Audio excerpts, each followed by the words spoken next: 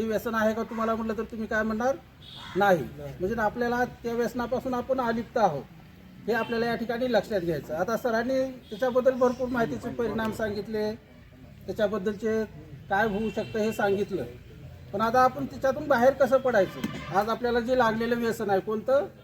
भ्रमणध्वनीचं, मोबाईलचं जे व्यसन लागलेलं आहे त्यातून बाहेर कसं पडायचं? आता त्याचे एक दोन उदाहरणं सरांनी अतिशय चांगली सांगितली. मुलांना जर आपण रागावलं, त्याला दिलं नाही तर ते काय करत आहेत?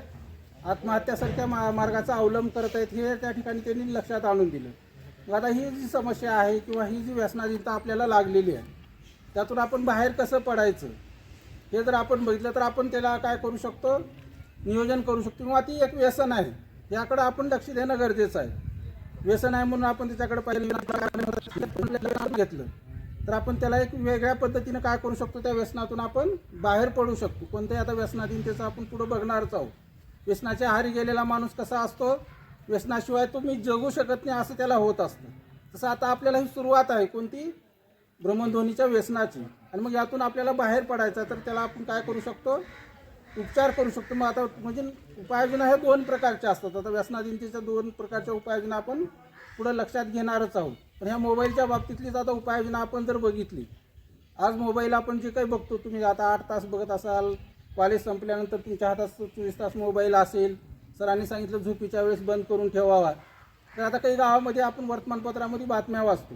काही गावामध्ये काय केलेलं आहे? रात्री 4 ते 10 पर्यंत गावात इंटरनेट बंद, मोबाईल सगळ्यांचे बंद. म्हणजे जसं आता पूर्वी आपण बघितलं एखादी सूचना असेल किंवा जसं आपण राष्ट्रगीत म्हणताना जसं आपल्याला सूचना केली जाते तसं त्या गावामध्ये स्पीकर बसून त्या स्पीकरवर सूचना दिली जाते. सगळ्यांचे मोबाईल काय होतात? स्विच ऑफ होत असलेले आपल्याला दिसून येतात. म्हणजे तशा पद्धतीनं प्रतिबंध म्हणून आपण आता आपलं ठरवलं. जसं आपण पूर्वी अभ्यासासाठी काय करत होतो? वेळापत्रक बनवत होतो. आम्ही लहान असताना आमच्या घरचे आम्हाला अभ्यासासाठी काय म्हणायचे? वेळापत्रक बनव, रात्री किती तास कोणत्या विषयाचा अभ्यास करणार, पहाटे कोणत्या विषयाचा करणार. तसं आपण मोबाईलसाठी जर वेळापत्रक बनवलं, मी फक्त 1च तास काय करणार? मोबाईल बघणार, मग त्याच्यामध्ये व्हॉट्सअप घेणार, सगळंच जे काय आहे तुमचं ते बघणार, असं जर आपण ठरवलं आणि काही विशिष्ट काळ आपल्यापासून मोबाईल दूर ठेवण्याचा जर प्रयत्न आपण केला, एकदम बाजूला सारणं शक्य नाही, पण पहिल्या सुरुवाती 1 तास 8 दिवस, पुन्हा दुसऱ्या आठवड्यात 2 तास, असं करत करत आपण जर त्याच्यापासून दूर जाण्याचा प्रयत्न केला आणि त्याच्यावर आपल्याला चांगले काही परिणाम होतील असं दिसत असेल तर आपण निश्चितच काय करू शकतो? या व्यसनातून बाहेर पडू शकतो.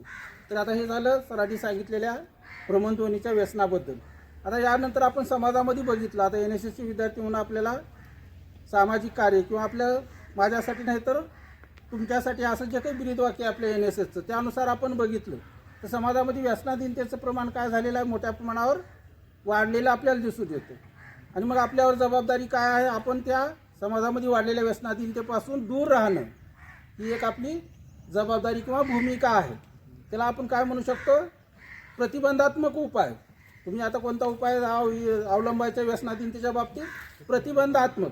त्या व्यसनापासून आपण कसे दूर राहू, आपले मित्र कसे दूर राहतील, आपल्या कुटुंबातल्या व्यक्ती कशा दूर राहतील यासाठी प्रयत्न करणं म्हणजे प्रतिबंधात्मक उपाययोजना.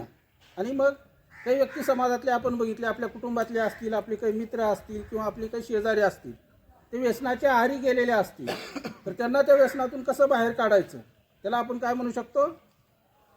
उपचारात्मक. प्रतिबंधात्मक म्हणजे त्याला आपण रोखण्याचा प्रयत्न करणे आणि उपचारात्मक म्हणजे ज्यांच्यावर त्याचा परिणाम होत आहे त्यांना त्याच्यातून बाहेर काढण्यासाठी प्रयत्न करणे.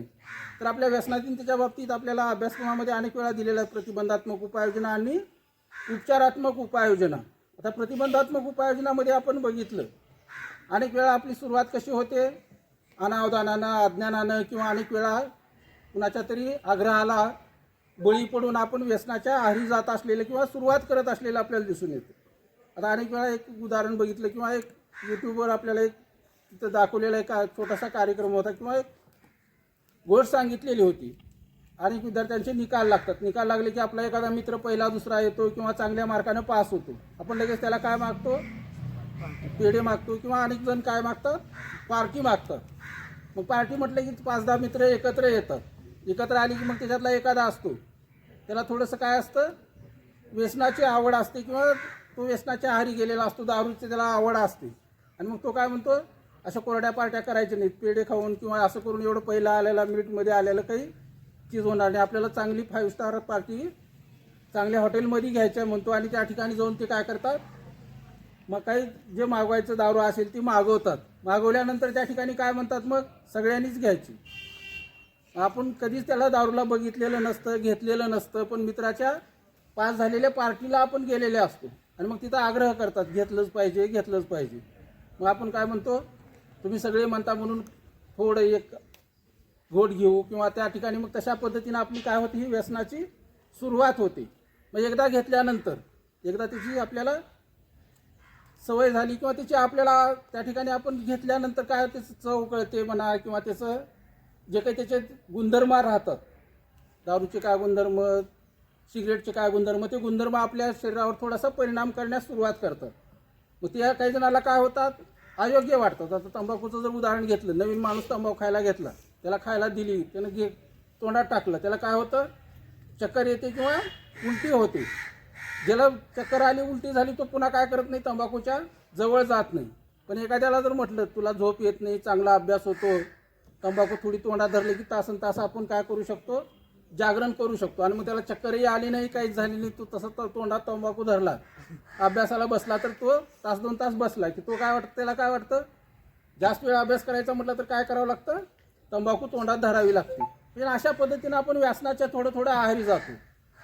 पण आपण जर याच्यावर प्रतिबंध करायचा ठरवलं तर ह्याचे आता दुष्परिणाम जे राहतात, आता व्यसनाधीनचं आपण बघितलं, सुरुवात गोटापासून होते, पुन्हा गिलासावर येते, पुन्हा गिलासाचं बाटलीवर म्हणजे क्वार्टरवर जाते, पुन्हा क्वार्टरचं खंब्यावर जाते. मग हे अशा पद्धतीने ज्यावेळेस आपलं वाढत जातं त्यावेळेस आपल्याला काय म्हटलं जातं, घोडभर घेतला त्याला व्यसनाधीनता म्हणणार नाही. एक गिलास पितो कधी तर त्याला आपण व्यसनाधीन म्हणत नाही.